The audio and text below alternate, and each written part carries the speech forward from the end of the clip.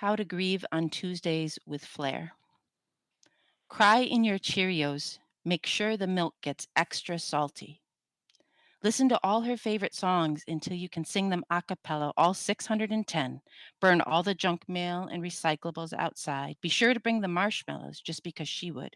Watch Merlin by the campfire, pretending the tiki torches are from Camelot and that Puff the magic dragon is just around the bend. Cry in your Cheerios. Take care the milk gets extra salty.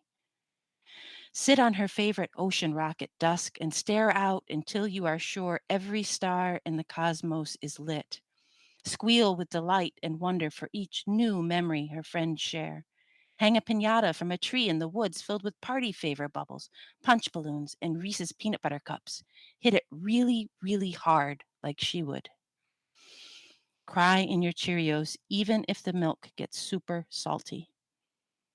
Paint her chair blue and sprinkle it with glitter because life is more magical with glitter. Dance at midnight in the kitchen to Dancing Queen with absolutely no one at all just because she would. Bury tulip bulbs in October so you'll remember that flowers playing dead come back to life in the spring. Cry in your Cheerios. Make sure the milk gets good and salty. Play her penny whistle every night, even though you don't know how. Collect the last apples from her apple tree on Halloween, standing on the trampoline jump to get the high ones. Watch Coco in the firelit dark to make your candle collection look not quite so over the top. Make up a new holiday and name it after her, insisting everyone celebrate. Cry in your Cheerios.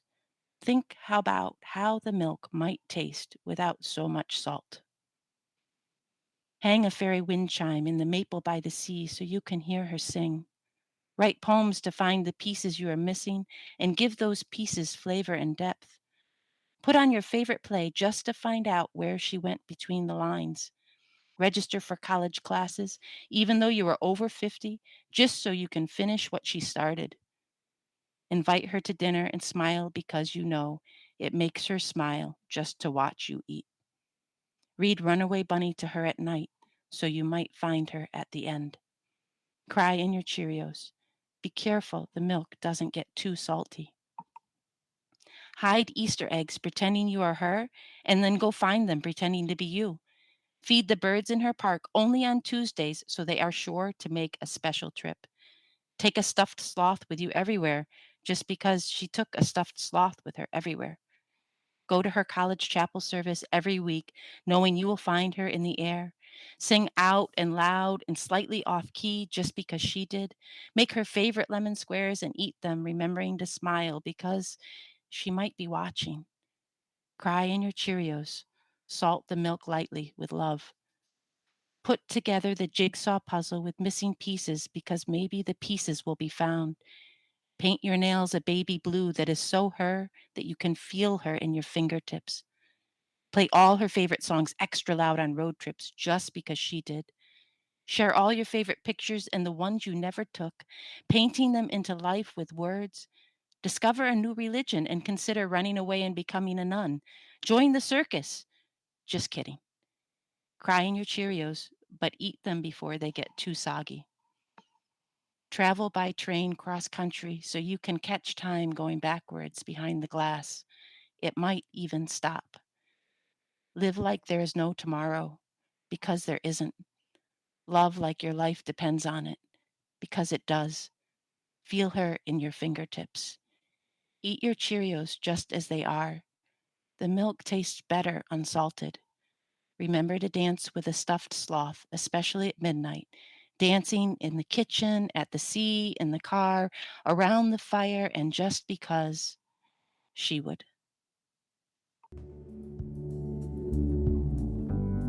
As long as you love, you will see me in the stars.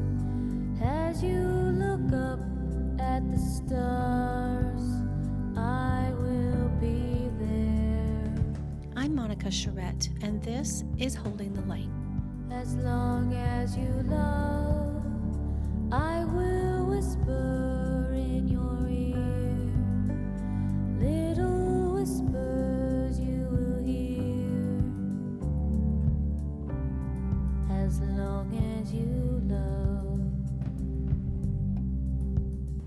It's hard to say this out loud.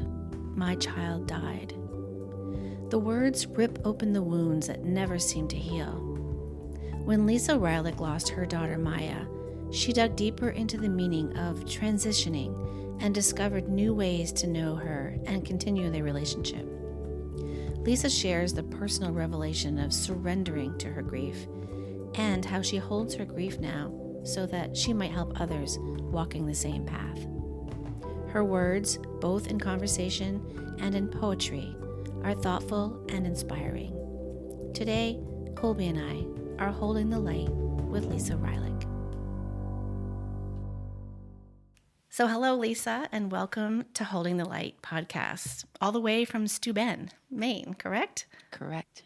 Yes, I'm personally so very intrigued and I'm inspired by your grief journey. You have taken one of life's greatest tragedies and dug deep into its meaning and discovered diverse and meaningful ways to really know your daughter, Maiah, to continue a relationship in a different and very powerful way. And I'm really excited to learn more about that in our conversation today. So welcome. Thank you. It's an honor and privilege to be here with you. So there's been so much written and said about the accident involving Maiah's passing, and we understand the need to focus more on her life and not her death. We feel the same way a lot about the way Cassidy passed. So can you maybe just briefly give context to how Maiah died, or as you say, transitioned?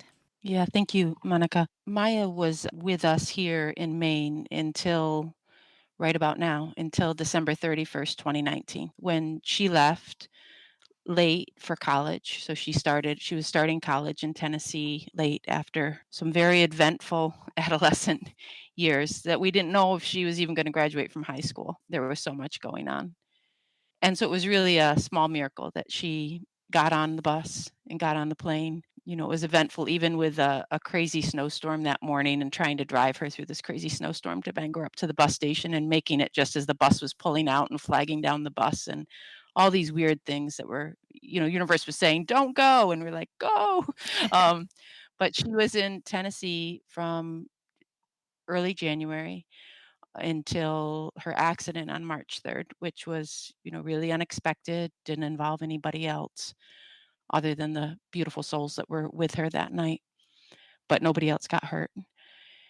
And Maiah was really probably just being Maiah is the best way to explain it, but it wasn't the right night to be Maiah. My girl never had fear of anything. She had a lot of anxiety, like crippling anxiety her whole life, but it was all internal. And as far as mortal concerns, they didn't really phase her.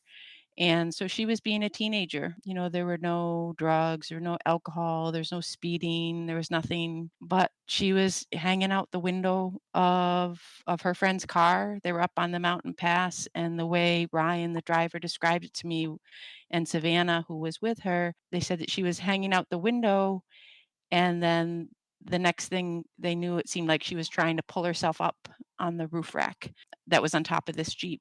And Ryan said, don't put your weight on that. It's not going to hold you. But she didn't hear them. And then the next thing they knew, the roof rack wasn't secured properly to the car. So the roof rack fell. Maiah fell.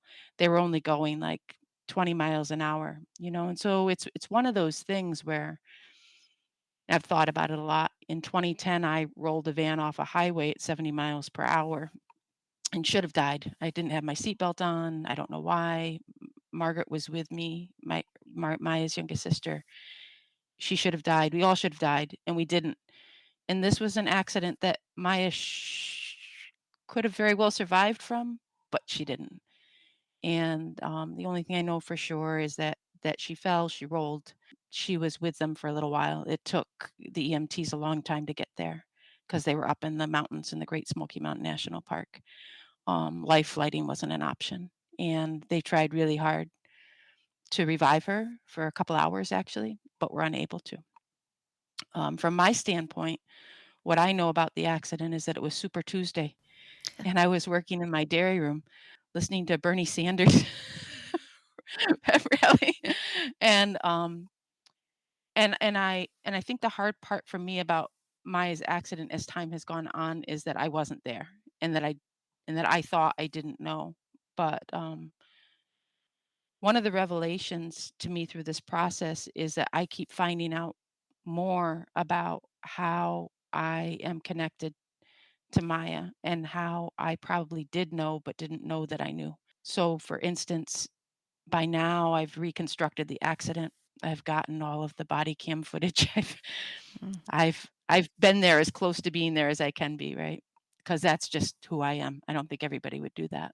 And I know from the timing that I was working in my dairy room really late, and there was a point where I just face planted on my dairy room table making cheesecake, which actually the cheesecake that Maya developed. Back at the time, it's when they stopped trying to resuscitate her. So I now consider that a shared death experience. But I didn't know it because I didn't know, how could I have known? But something that's the part that keeps getting revealed more and more to me is that there's more going on than what I can see. So, along that same line, then, is that how you feel about her transitioning and you use the word transformation? Is it because you have a deeper connection with her? I feel like not sure exactly when I started using the word transition. I think I may have adopted it from another bereaved parent, and then they had let me know about a site called Helping Parents Heal Hmm. that uses language that's more like that. But I think I really adopted that language around the first anniversary of Maya's passing. I really wasn't feeling like I wanted to call it a death day. By the time I got to year 1, was feeling like perhaps it was another kind of a birth, Yeah. like a caterpillar coming out of the chrysalis and becoming a butterfly, right? That we all familiar with those kind of images. And at that point, I don't think that I had encountered some of the things that are getting me through now, but there was enough of a feeling in me that she was already dead. I didn't need to make her extra dead. And that in order to breathe and get up every day, that there was going to need to be some way that she was going to need to be in the present with me. And I was just really following my gut and intuition a lot, but that is what really got me through. And so that first year when we celebrated, her transition day, as we called it then on March 3rd, we treated it like some people in the Christian faith would call it a birthday party to heaven, your heaven sent day. For me, I'm culturally Christian, but not really well steeped in any specific faith tradition. I just landed on that language as something that I could connect with in a way that I could be more present with her than saying her death day. That just seemed like every time I said Maya died, I would feel like I was going to have a panic attack. So I needed to move it somehow into a different way that I could keep breathing. I would have to agree with that. I had a really hard time saying Cassidy died. It's so final. And I also feel like still have a relationship with her, even though she's not physically here. Yeah, absolutely. Yeah. Absolutely. So you really give people a lot of hope. I think you've chosen so many different paths to help them guide their own grief. And so I'm just really curious, how and when did you discover all of these things? There's so many different things that you have explored. I find quite fascinating, and I hope that you can share them with our listeners. Yeah, I think like every bereaved parent or bereaved anybody that I've met so far, I was just trying to figure out how to breathe. Mm. After the first shock, I mean, I have to go backwards a little bit because I got the news from state troopers at I think it was 2:30 in the morning that Maya was gone. And she was in Tennessee and I was in Maine, which I'm sure you can relate to with Cassidy. Like you get this terrible news that this accident has happened and then you got to do something with it. In my case, it was just myself and my daughter, my youngest daughter, Maya's sister. My eldest daughter was off hiking in the Grand Canyon. I'm estranged from Maya's father, but it suddenly became my job to first get a flight. I had to get a flight. I had to let them know that she was an organ donor, like, right, that was, like, my next mission.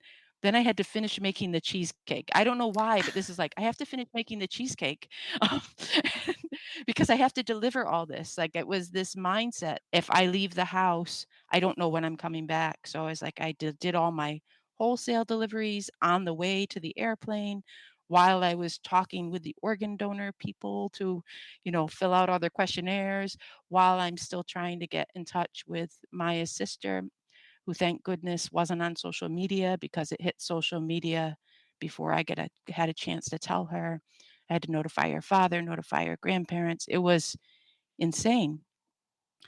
And that was a whirlwind 3 days, and I landed back in Maine on Saturday night, went to Maia's our church where Maiah was baptized Sunday morning, and got home, and I was just like, I can't use the language that I used, but I screamed. I was just like, "This is insane." Like, it suddenly hit me, like, how not livable this new reality was, Mhm. and that was day she died on a Tuesday, so it's Wednesday, Thursday, Friday, Saturday. So, like, on the 5th day is when it hit me that this wasn't a play that I was organizing, it wasn't a performance, it wasn't a farmer's market, it wasn't a farm event, it was my daughter had died, and I didn't know how to get up. I didn't know how to breathe. That's my biggest feeling that I still remember is I just didn't know how to breathe. So I was blessed, first of all, by the universe is the only thing I can guess, by I had 4 people put into my path right away who had experienced significant loss, 3 of them child sibling loss, that stayed with me until I could breathe, and I kept going, "I think I should do this. What do you think?" And they'd go, "You can do anything you want. Whatever you need to do, it's okay. I think I need to post on Facebook 4,000 times. That's okay. You wanna do that? You go right ahead. I don't wanna see anybody. You don't have to see anybody. I wanna make a park. Okay, make a park." I was fortunate for really amazing human beings with their support systems who were supporting them, supporting me, who kept giving me permission to do whatever my gut felt like was right at that moment, which was something new for me because prior to that, I had always wanted somebody to tell me something was okay. And if they said no, I didn't do it. But in this situation, I had all the right people there to support me. So I just kept feeling my way through it. The idea for the park came on the plane home because I suddenly realized that I was leaving Maya behind. I mean, she was still physically in Tennessee, and I had to go home because I had a whole dairy farm to take care of. And she had, right before the accident, like 2 days before the accident, she had told me that she had decided that she wanted to stay in Tennessee. She would come back home to get her car. She'd bought her airline tickets. She made plans with her sister to see her and make her birthday cake and whatnot. But that after that, she didn't necessarily want to come back to Maine.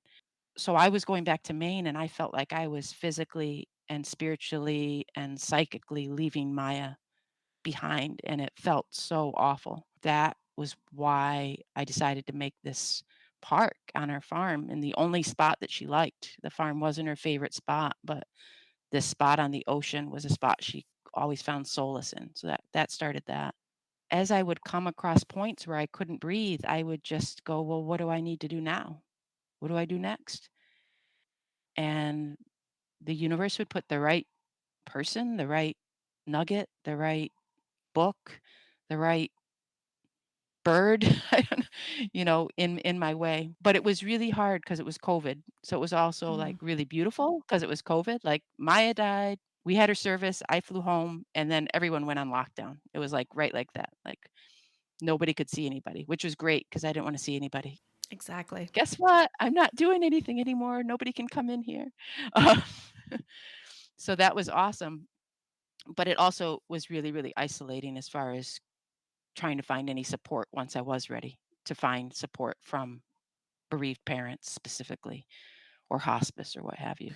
Yeah, you sought out some very traditional things, right? At Yeah, first, like you said, you're looking for other bereaved parents, yeah. which is actually people would be surprised to know that that's not as easy as you think it is.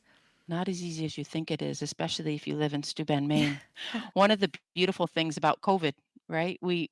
Prior to COVID, we didn't all know how to use Zoom. True. A lot of us didn't even know Zoom existed. I'm not sure if I did. But because of COVID, there were a lot of things that were very far away from me went online. One of those things were the support groups from Hancock Hospice volunteers. Mhm. However, that was really frustrating. I tried to get connected with a support group through hospice. I was like, "This is what I should do." I knew somebody who volunteered for them, and they gave me the contact information, and it just kept not working out. Mm. It kept not working out and not working out. So because of that, that's sort of how a friend and I ended up starting the Thursday bereavement group that we have because it was a matter of really life and death for me. I mean, I was passively suicidal all through that time. I was just every time I got in a car and I have a younger daughter. So even though I was with my younger daughter, I'd be like, yeah, okay, well, at least we're together. If we get hit by a car, at least we'll both go at the same time, I know you that know. sounds crazy, but I've had the same thought so many times. Yeah. Yeah. So it was like I have to do something so that I can get beyond feeling like life is over, Mhm. because I have other reasons to live. I don't think I do right now, but they must be out there. So I better figure it out because this isn't working, and that was about at the 6-month mark. So you started this group yourself with a friend? Well, with a friend. Mhm. Yeah, it was really my friend's suggestion, and then I said, "Hey, yeah, let's do this." And we used the recovery model and the 12-step program, kind of a non-denominational, not attached to any NA, AA, OA, Mhm. any specific genre of recovery. But because the first thing it has as the first step is admitting that I'm powerless. And so we started there. Okay, we're powerless over this grief. There's nothing we can do about this except admit that we're powerless over it. And from there, I've been trying, for 6 months now to figure this out myself, and it's not working. So I'm going to have to turn this over because I'm going to need help figuring it out. And that's where it comes into a higher power, which could be God or the universe or whatever flavor works for an individual. And that was where we started, was that there's a strong part of recovery that is really about dealing with life and the changes and the losses that it throws you. I mean, nobody expects a loss this big, right? This hard, this gut-wrenching. But we have losses all the time. I mean, I had my divorce, I had my kids moving out of the house, I had kids being mad at me, not wanting to talk to me for periods of time, and losing jobs, getting new jobs, etc. And it's really like trying to approach it in a way that you say, okay, this happened. What can I control about this? And what can I not control about it? And it turns out that the only thing I can control about it is really me and how I perceive it. Because I can't bring her back. I can use whatever language I want, but I can't bring her back in her mortal form. And I can't undo the accident. And I can't rewind time and call her and tell her not to hang out of a window. Can't do any of those things. It's already done. But I can do something about how I hold that so that I can still be of use and service to my family and to my community and to others who might have to walk this path. And that's kind of, yeah, that was kind of the impetus. That must have been a really tough, realization or first step to take because you mentioned, I really want to take control over this or I want to begin my journey of healing. But the first step for you was to acknowledge your vulnerability in this place and in this space of grief that you really have no control over your circumstances to some extent. That must have been a really hard first realization to come to. Yeah, definitely, Colby. I mean, I still remember standing in the park that we made for Maya with my really good friend who has since transitioned, and her going, "You have got to stop thinking that you can think your way through this. You cannot just think your way through this." She said, "What are you trying to do?" I said, "I am going to find Maya." Like, "How are Mhm. you gonna do that?" I'm like, "I don't know, but I'm gonna find her." And the first thing really was, and my friend really helped me, was surrender. I really had to just turn it over and surrender. And I remember that call too when I said, Belly, I figured it out. I know what I'm supposed to do. I've got to surrender. That's what I'm supposed to be doing. Because I was just, oh, holding it, holding her ashes so tight, holding all of her clothing so tight, holding just everything is just like, if I just hold it this tight, it can't go anywhere. But you can't. Maiah wrote on the ceiling of her room many years before this happened, "Nothing is perfect forever. Forever is nothing perfect." And that is kinda it, right? Like, Mm-hmm. I can't hold on to this moment. I can't hold on to any one of my children at a specific age on a specific day, and when somebody leaves this earth, I can't force them back into the form that I want them to be in. And that's part of, I think, where I moved into really trying to breathe in, okay, if I can't have that, what can I have? And I'm like, okay, well, I'm going to have a relationship with Maiah however she comes. Tell us about the 12-step program that you're doing with people. What does it look like? What does it feel like when people join? Is it online? Do people come to your Yeah. space Yeah, or? so we have everything is accessible to anyone at any time, and it's through our farm webpage is where all the information is in the Zoom link, and it rotates who facilitates it. So it's no longer mine. You know what I mean? Like it's not mine anymore. It's now a group effort, which is how it should be. That way, if I, God forbid, am not here, it can keep going. But it is just every Thursday at noon. People can just join in. There's an established meeting that's modeled off of the Fellowship of the Spirit 12-step program. And recovery was really important to Maya. So that's part of the reason why I feel really good about it being hosted by Moose Corner, which is the name of the park that we created for her. And it keeps it separate from her, because I don't want it to be about, oh, we're coming to Lisa's meeting or we're coming to the meeting that Maya's mom started. I want it to be, "Oh, no, we're just going to a 12-step meeting for bereaved people." And people can join. We have a very solid meeting format. There's a meditation that's chosen from Martha Whitmore Hickman's Healing After Loss, and that's a daily reader. That was actually suggested to me by Maya's pastor. That was one of the first things that was suggested to me. And then there's a poem, and the poem also was an idea that came from Maya's pastor from college as well, because as I was walking out of her service, she handed me a poetry book, which was sort of my first lifeline, called The Art of Losing, poems about grief. And it turned out that Maya's pastor was also a bereaved mother, which she let me know in a letter after Maya's service. So I just keep it's just amazing, all of the ways the universe has provided. So we use the meditation and a poem, and we read the 12 steps, and then we just share kind of Quaker style as the spirit moves people, with no crosstalk. And we get to spend an hour together. And it's really not intentionally, but the way it's shaped up, it really honors what David Kessler shared, is that we don't need a lot of time for grief, but we need a dedicated time for grief. And so for those of us that attend, it becomes this space where we can be as functional as possible the rest of the week, but we know that we have this 1 hour oasis where we can just set it all down and be real and authentic and have a good day or have a bad day. We don't have to be inspirational. We can just be really having a hard time too. And sort of like, a flock of geese, we carry each other. If somebody's having a hard time, everybody else picks up the draft Mhm. so that they can fly a little bit further. I love that. How many people do you have in your group? It varies, it can be anywhere from 2 or 3 of us, or it can be as many as like 5 to 8. It just depends on the week and who's free to join. Like somebody said, "Who decided Thursday at noon was a good time?" Me. I did.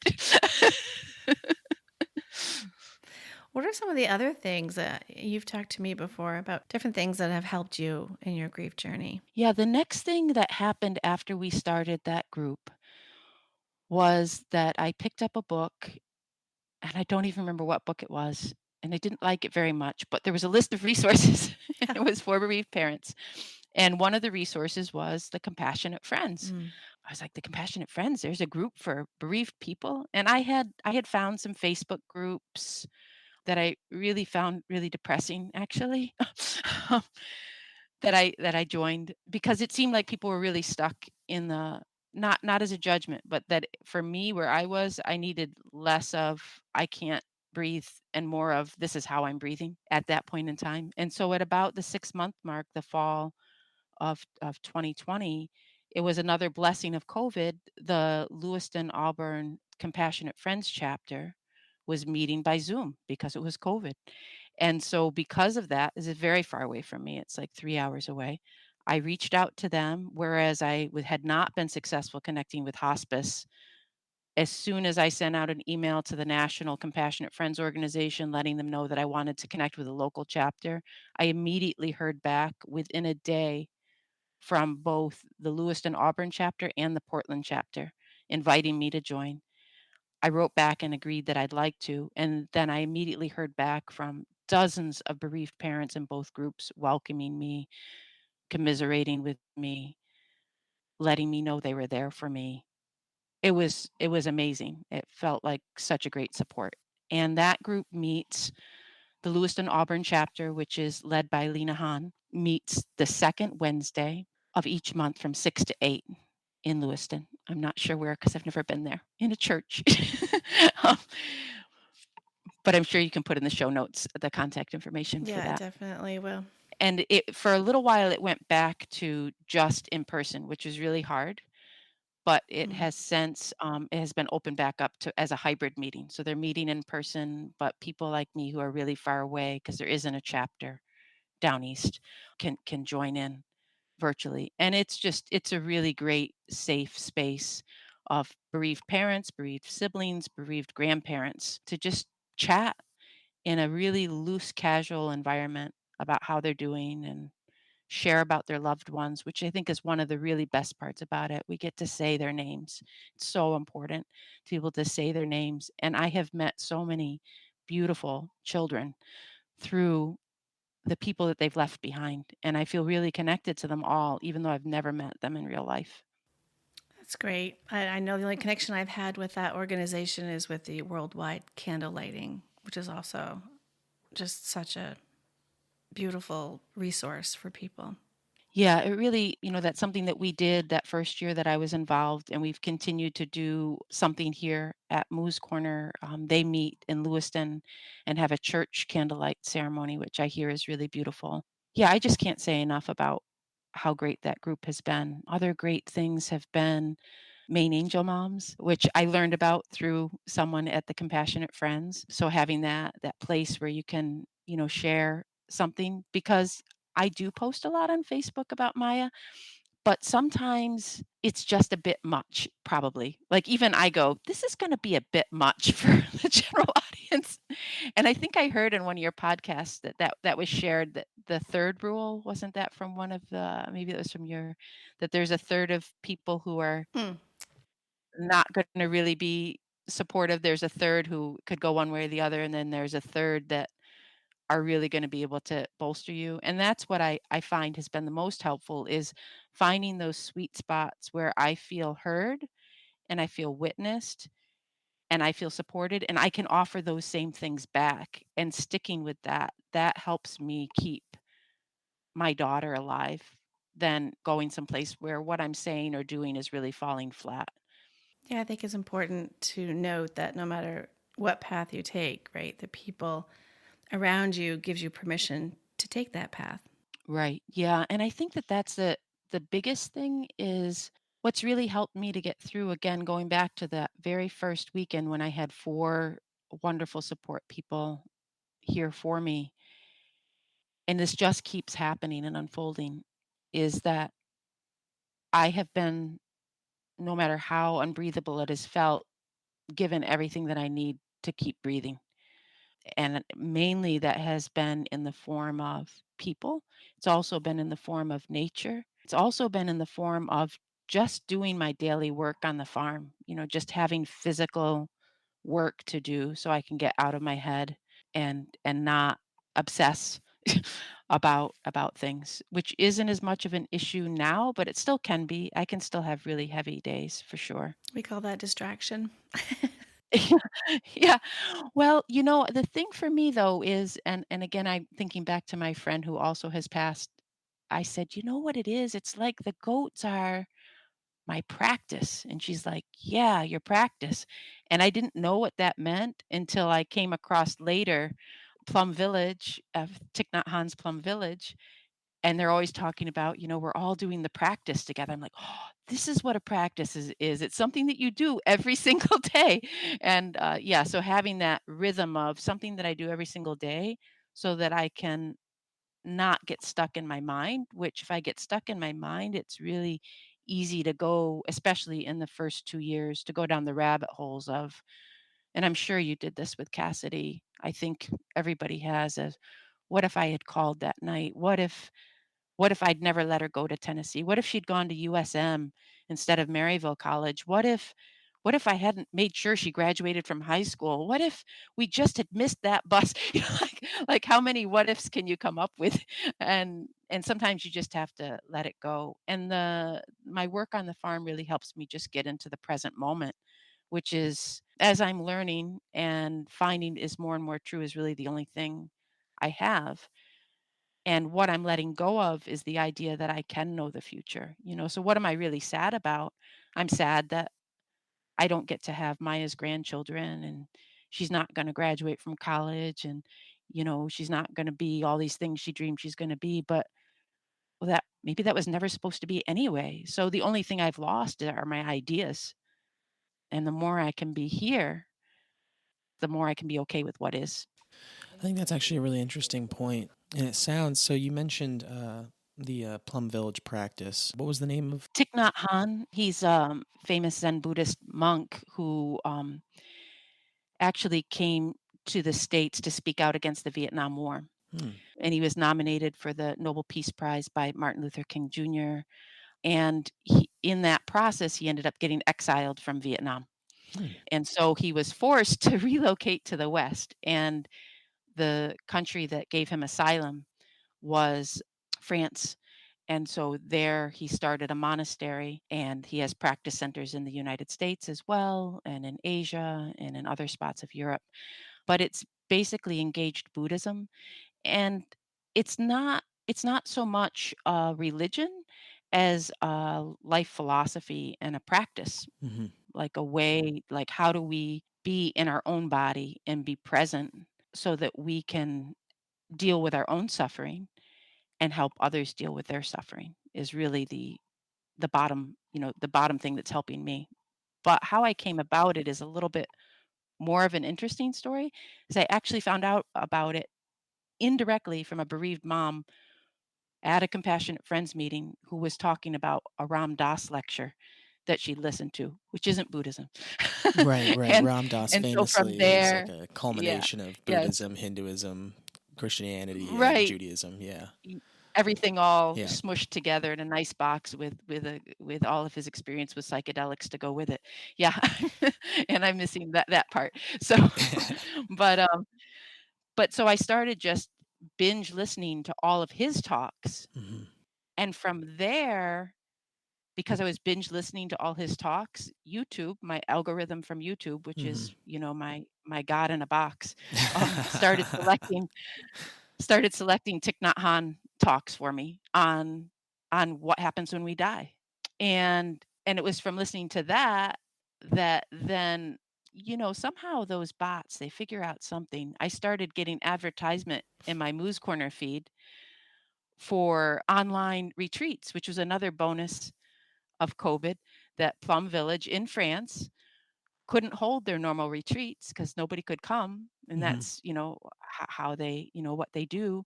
So they were holding online retreats, and the retreat that I signed up for in July of 2021 was How to Grieve, and I was like, "I'm signing up. I'm going to Hmm. that." And so I did. I went. It happened to be 3 days in July that my youngest daughter, who has a chronic illness, wasn't sick. It was like all the stars lined up, and to be honest, to begin with, I'm a very theatrical person. It was really a bit tame for me.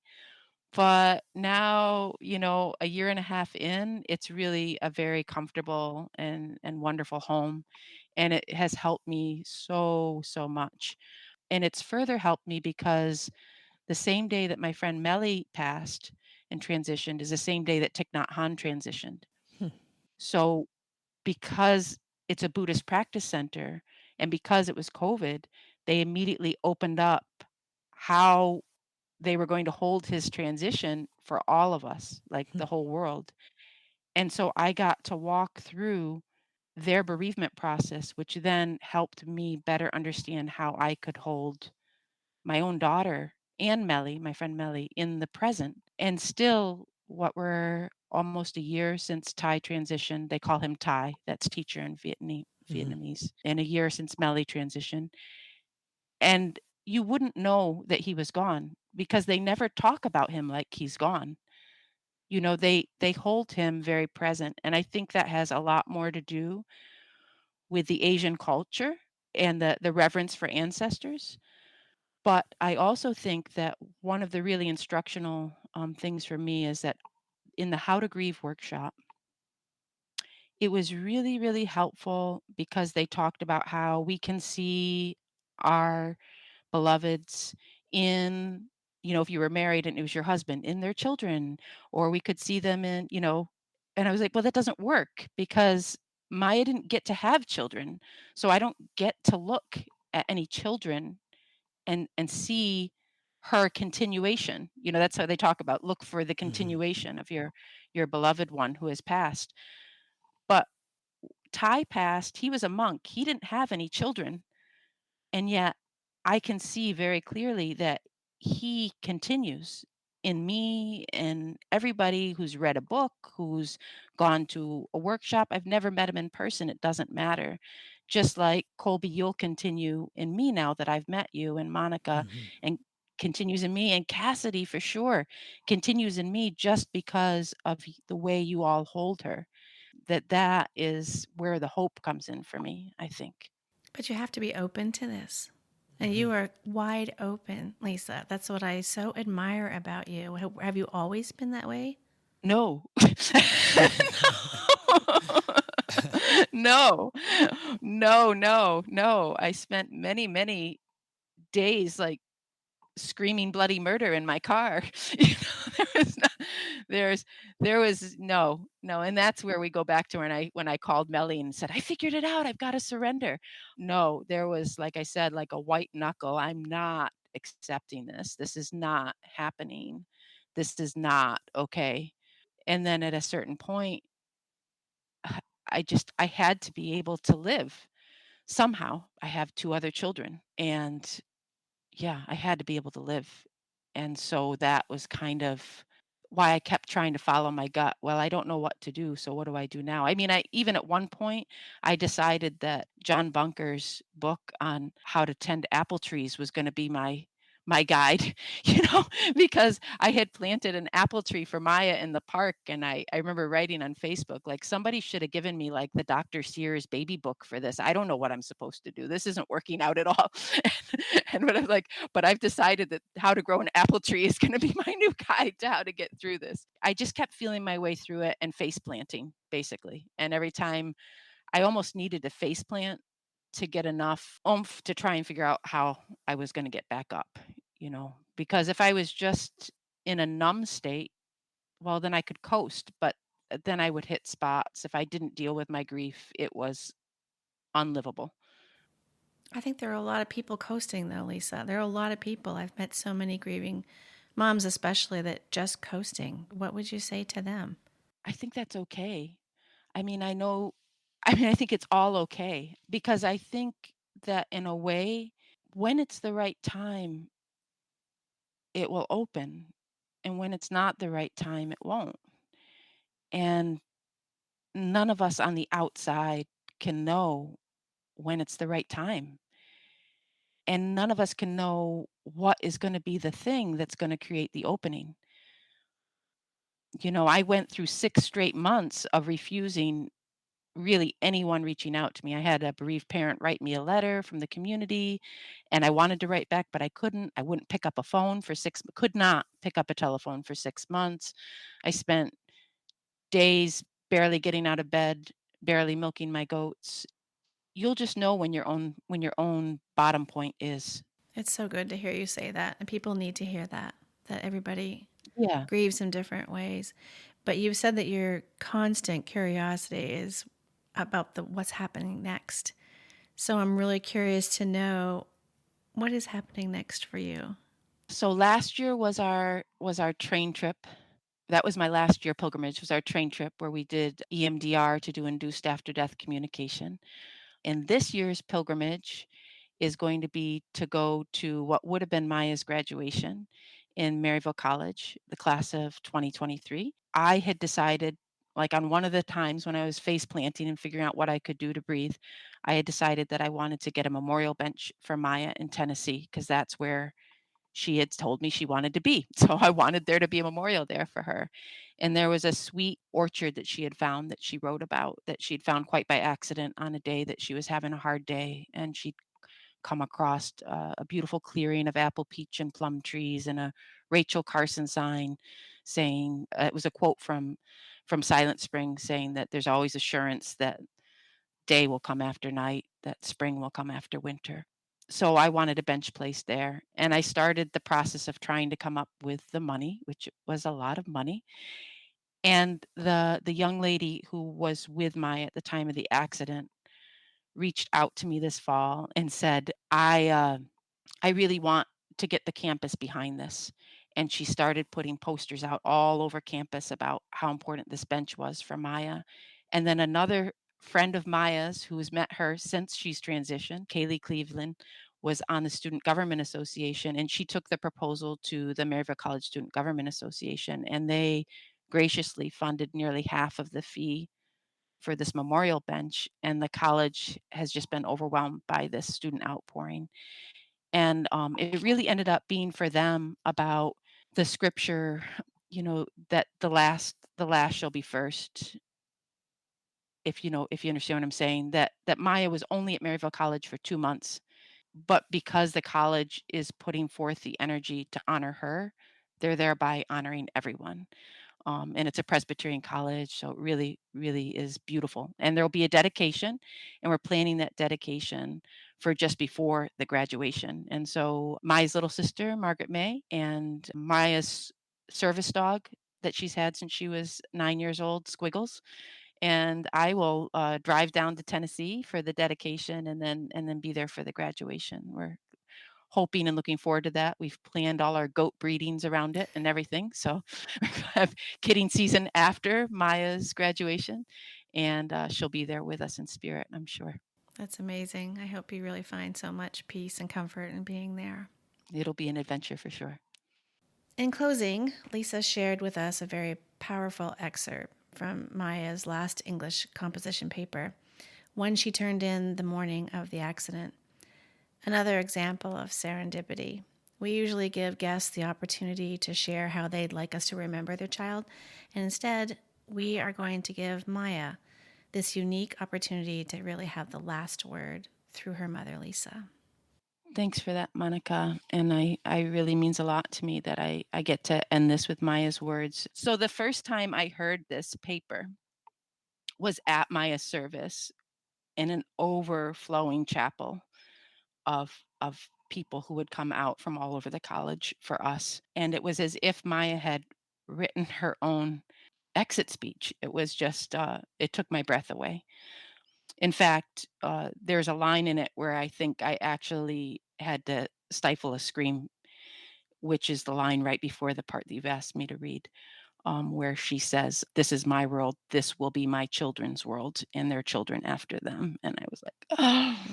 But since then, this has really become the marching orders, my marching orders for how to keep moving out into the world. And the one thing I would say to the people that are out there is that what I'm finding in year 3, and I think if we came back and talked in year 4, 5, 6, and 7, and 8, and so on, it would be different, is that at first they were the marching orders, like that I couldn't give myself a break. I had to keep up with these marching orders. And now, because I'm giving in to turning it over and surrendering more and more, I'm more able to be gentle with myself. And so that's the biggest thing I would say to everybody is just be gentle with yourself. Wherever you are is okay. If you're having a bad day, it's okay. And if you're having a good day, it doesn't mean you forgot about your beloved child or your lost loved one. It's all okay. It's all going to work out. So with that, I'll read these last lines. that Maiah wrote. So I must ask myself, what is the legacy I want to leave behind? How do I want the planet to remember me? How do I want to remember myself?